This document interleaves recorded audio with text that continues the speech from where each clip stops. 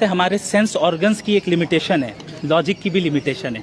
तो उस लिमिटेशन के अंदर जितनी चीज़ें आती हैं, यानी आप अपने लॉजिक और अक्ल से जितनी चीज़ों को जान सकते हैं जिनमें एग्जिस्टेंस ऑफ गॉड भी है, तो वहाँ तो हम लॉजिक का इस्तेमाल करेंगे। लेकिन जब हम ऐसी चीज़ों के मुताल्लिक हमसे सवाल किया जाए जहाँ हम ना अपने सेंस ऑर्गन्स के ज़रिए उसे जान सकते हैं ना अपने लॉजिक के ज़रिए जान सकते हैं, तो अब हमें तीसरा सोर्स ऑफ नॉलेज इख्तियार करना पड़ेगा। और वो तीसरा सोर्स ऑफ नॉलेज गॉड की रेवलेशन है जो अपने ख़ास बंदों के ऊपर वो भेजता है। ये असल में जावेद अख्तर साहब एक प्रॉब्लम में मुब्तला हैं।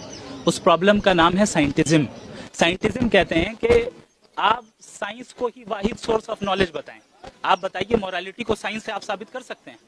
कभी नहीं कर सकते। साइंस का मदार एम्पेरिकल एविडेंसेस पर है। एम्पेरिकल एविडेंस से मोरालिटी साबित नहीं होगी। एम्पेरिकल एविडेंस से कॉन्शियसनेस साबित नहीं होती है। एम्पेरिकल एविडेंस से लॉ ऑफ कॉजेलिटी साबित नहीं होता है। आप कॉज एंड इफेक्ट को तो दिखा सकते हैं, लेकिन उन दोनों के दरमियान जो रिलेशन है वो खुद मेटाफिजिकल है। तो आप ऐसी चीज का इनकार कर रहे हैं जो हमारा लॉजिक खुद बता रहा है कि मेटाफिजिकल रियलिटी एग्जिस्ट करती है। वो कह रहे हैं मेटाफिजिकल रियलिटी मुझे नहीं पता क्या होता है।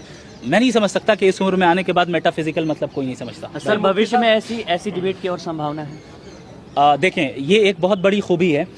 मैं जावेद साहब को भी अप्रिशिएट करूंगा, उनकी टीम को भी, कि हमारे मुल्क के कैसे हालात हैं आप जानते हैं।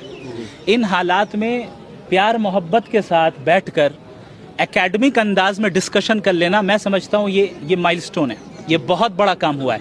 और मैं समझता हूँ कि डिफरेंट जो आइडियोलॉजीज हैं, सबको लड़ाई करने के बजाय भाई ऐसे ही बैठ के प्यार मोहब्बत से बात कर लो ना, साथ में कॉफ़ी पीते हैं और बात कर लेते हैं। आप अपनी बात साबित करें, हम अपनी बात साबित करें, फिर लेट ऑडियंस डिसाइड। जिसको जो समझ में आए वो करें। जिस दिन ये हम करने लग जाएं इस मुल्क में, याद रखें इस मुल्क में कोई दंगा फसाद नहीं होगा।